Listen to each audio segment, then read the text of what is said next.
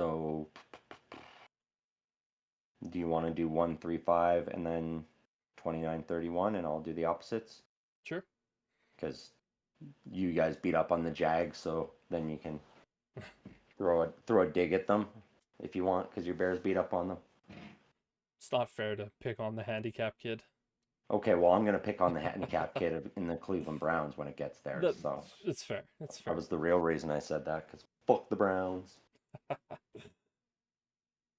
Welcome to Week 7 top 5 and bottom 5 picks for the 1IQ Sports Talk channel.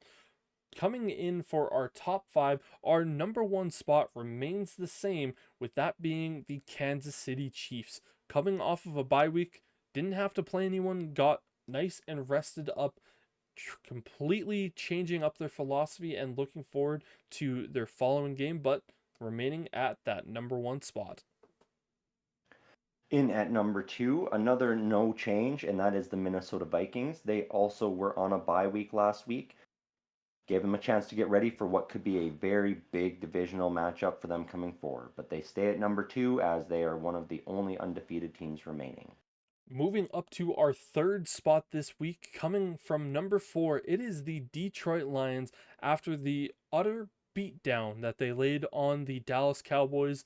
They decided, or it was a decision for them to move up. They did lose Aiden Hutchinson, so we'll have to see how that affects their season.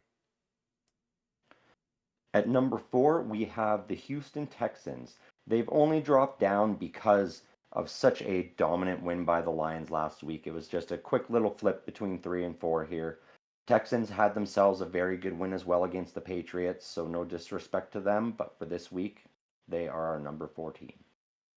Coming in at our number 5 spot for a second week, it is the Baltimore Ravens. They ultimately went up against the fuck did they play? Did they even play last week? Oh, fuck, Commanders. Okay. Coming Commanders. in at number 5, it is the Baltimore Ravens, staying there for a second week in a row, almost dropping out if they would have ended up losing to the Washington Commanders, but a close game between these two teams ultimately allows the Ravens to stay in our top 5.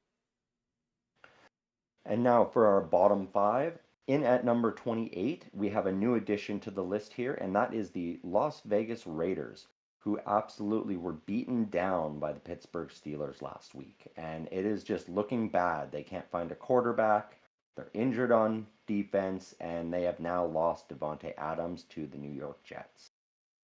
Coming in at our 29th spot, the Carolina Panthers move into the 20s for this particular week only because the teams below them continue to flop around like a fish.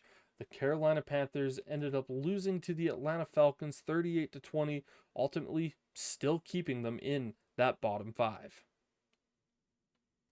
At number 30, we have the Tennessee Titans, who have moved up a spot from 31 last week, but that is not due to any good play on their behalf. It's more due to bad play on other teams. They lost to the Colts 20-17 in a very dull, lackluster showing for the Titans. This team is falling off quickly. Coming in at number 31, a team that was also in the top 5 last week, moving down. This time it is the Jacksonville Jaguars in what was dubbed the generational quarterback show over in London. One team ultimately decided that they were going to show up, and the other team decided that they were going to quit and walk home. And the Jacksonville Jaguars got absolutely dominated by the Chicago Bears, making them look embarrassed. And at number 32, the worst team in the league right now remains the same as it was last week, and that is the Cleveland Browns. They still cannot get anything going as they lost to the Eagles last week, and it is just free fall time for the Cleveland Browns right now.